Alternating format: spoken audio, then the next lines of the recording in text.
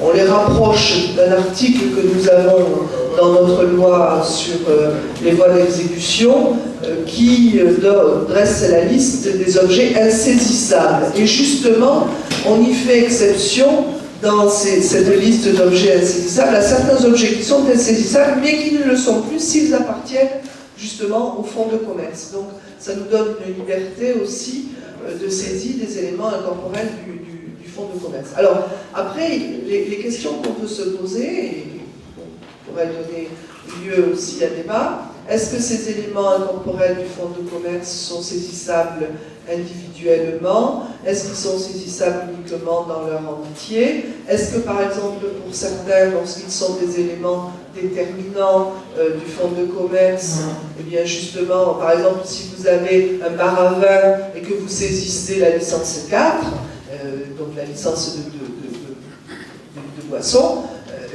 il y a un gros problème parce que vous videz le fonds de commerce de sa substance. Donc là, il faut mettre une barrière à la saisie.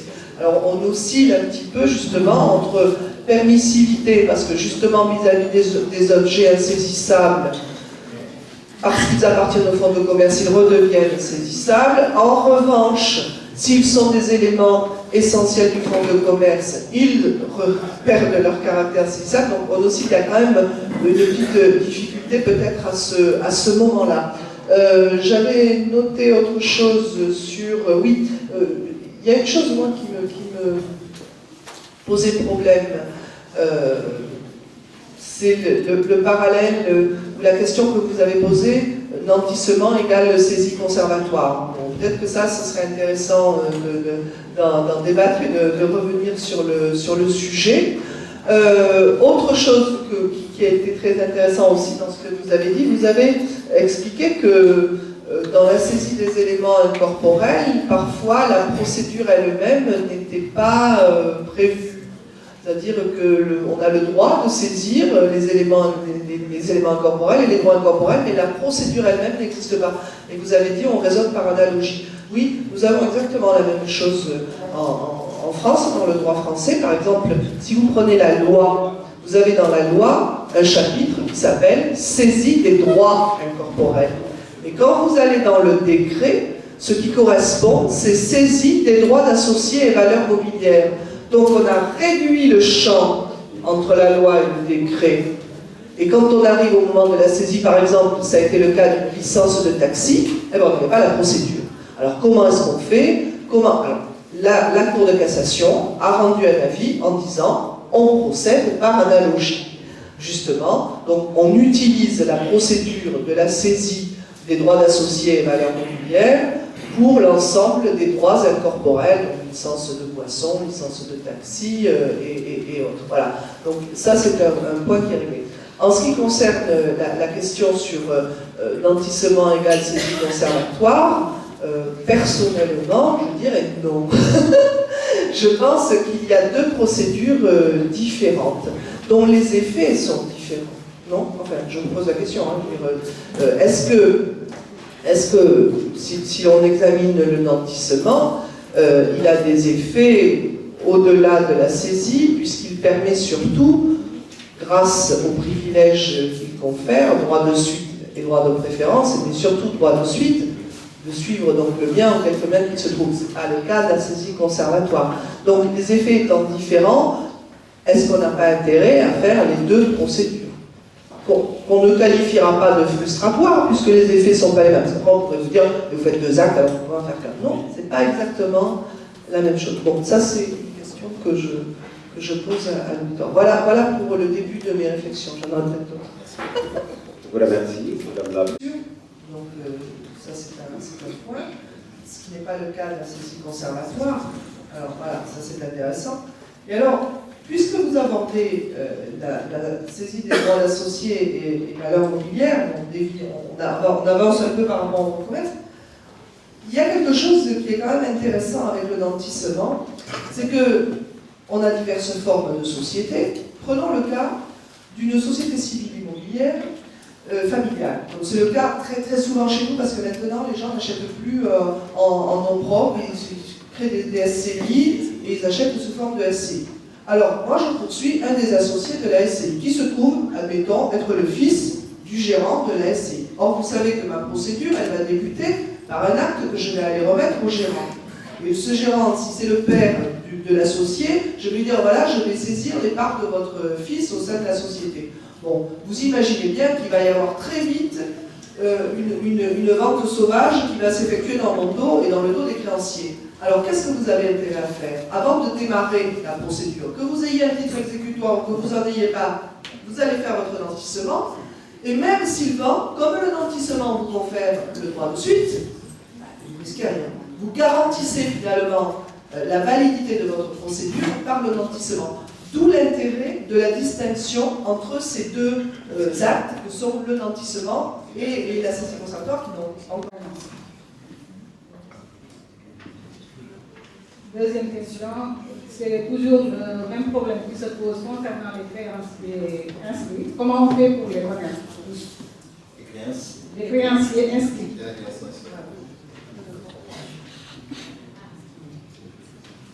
Et troisième et dernière question, comment c'est le partage près de banque? Alors, je vous remercie. Merci. La personne immédiatement vos dénonciations. Sauf que si la saisie a été pratiquée des mains d'un tiers ou d'une personne présente à la maison, vous avez un délai de 8 jours pour dénoncer la saisie conservatoire.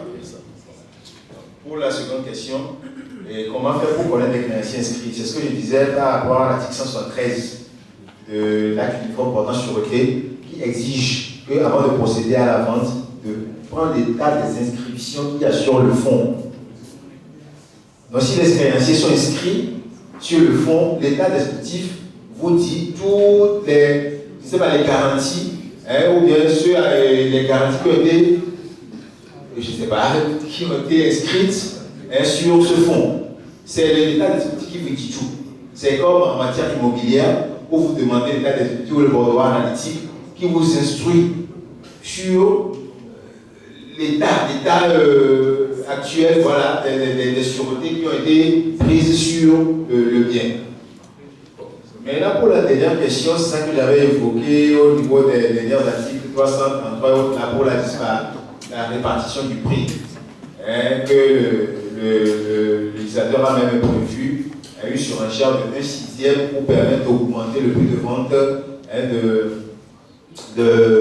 du fonds, ou bien des éléments corporels du fonds, d'autant plus que la vente du fonds en l'état peut ne pas couvrir les frais aussi bien du créancier que des créanciers opposants. Si tout compte fait, on voit que la vente sur surenchère de 1/6 peut couvrir, là le juge autorise. Et je disais que ça, à la base, c'est une session volontaire, amiable, mais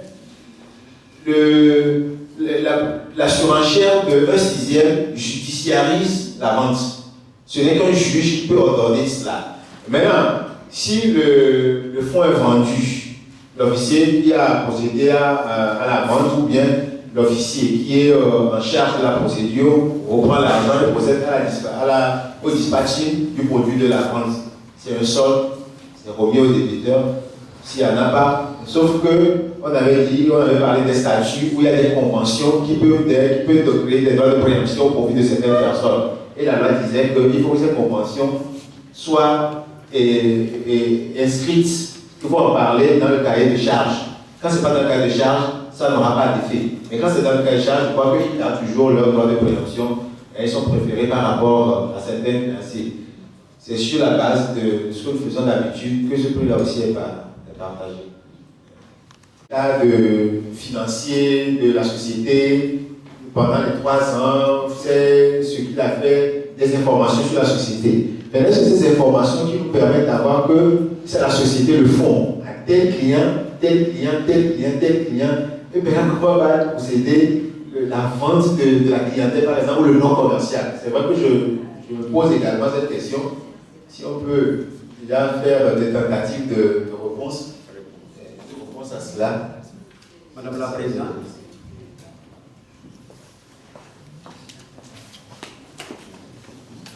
Alors, je ne voudrais pas rentrer trop dans le sujet parce que sur la vente, j'aurais aimé qu'on parle de la vente à chaque fois qu'on aura vu la saisie des autres droits. Dans la mesure où, notamment sur le fonds de commerce, vous savez que parfois, justement, les créanciers inscrits peuvent s'opposer à la vente détachée des éléments. Ils peuvent demander ce qu'on appelle la vente globale du fonds de commerce. Donc, on verra peut-être tout à l'heure, cet après-midi, quand on aura vu les autres saisies, les spécificités liées à la vente du fonds de commerce et aux éléments incorporels, justement, du fonds de commerce. Après, il est vrai qu'on rentre après dans un débat un peu technique, mais je veux dire technique du point de vue de l'économie du fonds, où il faut connaître un petit peu les comptes et aller un peu fouiller dans les bilans pour voir ce que... Mais c'est valable aussi pour la saisie des droits d'associés. C'est pour ça que si vous permettez, peut-être on en parlera cet après-midi. Je l'ai très bien compris. En cas de vente amiable du fonds de commerce, s'il y a une surenchère, est-ce que la juridiction doit nécessairement intervenir? Oui. Au niveau de la surenchère de 1/10, c'est la juridiction qui autorise. C'est-à-dire, le mécanisme est simple. S'il fait le compte et il voit que puisque... Avec ça, quand il va rembourser, les 20 millions vont tomber encore et le compte est toujours soit créditeur de 1000 francs, de 5000, alors que c'est une grande société. Donc, ils ont cette technique-là. Mais quand vous brandissez maintenant la menace de la saisie, des éléments corporels du fonds et de sa vente, ben là, il va réfléchir. Et puis, la présidente l'a dit tout à l'heure, il faut voir l'efficacité des éléments à saisir également et leur opportunité. Et pour voir s'il faut faire une saisie globale et autres. Mais j'ai lu également, mais l'OHADA n'a pas pensé à cela, n'a pas réfléchi. C'est pourquoi je regrette la présence du docteur Onana, puisque c'est les grandes oreilles de l'OHADA, pour qu'ils puissent penser à cela. Ils n'ont pas pensé à la vente globale parce que la saisie et la vente d'un seul élément peut disqualifier le fonds, déprécier le fonds. Alors que la vente globale du fonds peut apporter de l'argent et satisfaire et même aider le débiteur qui peut prendre le solde et faire autre chose. Sauver, voilà. Donc, l'OHADA n'en a pas parlé du tout. S'il était là, on aurait parlé. Bon, je crois que le rapport de cette formation-là en tiendra compte et qu'on demandera à l'OHADA. Ce n'est pas eux seulement qui nous apportent, mais que l'Union aussi apporte à l'OHADA. Merci. Merci beaucoup, monsieur. Vous êtes maître? Du Tchad. Du Togo. Du Togo. Maître, vous avez la parole. Surtout le non commercial, droit d'associé et autres là, a pour intérêt, pour certaines sociétés, de soumettre la société en difficulté. Ça dit quoi? Quand on vend, quand elle achète, elle arrive à faire vendre les éléments, ces éléments, le non commercial par exemple, elle prend, elle domine, elle s'approprie en quelque sorte de cette société débitrice. C'est ce que j'ai voulu ajouter à ce débat. Merci. D'où l'intérêt de payer Merci rapidement beaucoup, la dette et de conserver son nom. Ouais. Oui. Exact. De payer rapidement sa dette et de conserver le nom. Oui, sinon, si le nom est acheté par une société concurrente, Ouais. on soumet la société débitrice et À des difficultés. on étend sa domination. Oui. Merci beaucoup, maître. Qui d'autre pour prendre la parole? Sans avoir tiré un coup de chapeau déjà à mon prédécesseur, parce qu'il faut le dire, c'est la toute première fois, sans fausse modestie, que j'entends parler de la saisie des éléments incorporels du fonds de commerce.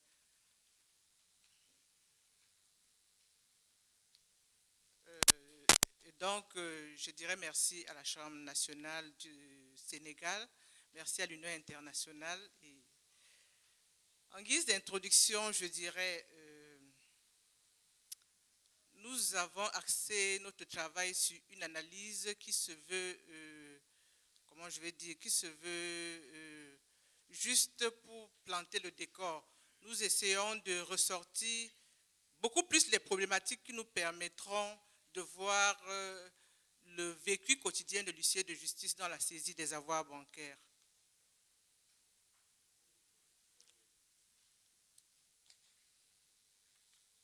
En guise d'introduction, nous dirons que nous entendons par saisie l'ensemble des moyens dont dispose le créancier impayé de manière spontanée de mettre sous main de justice les biens du débiteur afin de se faire payer sur le prix. Ces moyens sont des voies d'exécution,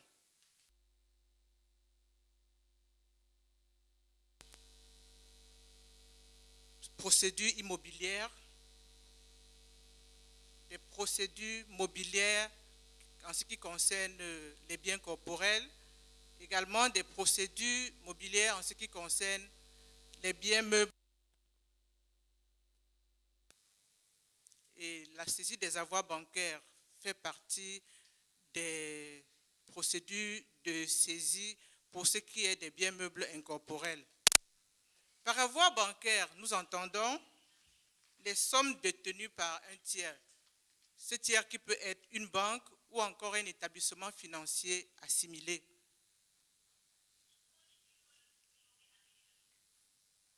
Quelle est la nature de la saisie des avoirs bancaires? La saisie des avoirs bancaires est un genre particulier de saisie-attribution. À l'époque du Code de procédure civile, lorsque cette saisie était régie par le Code de procédure civile, c'était sous le vocable de la saisie-arrêt. Mais depuis l'avènement du législateur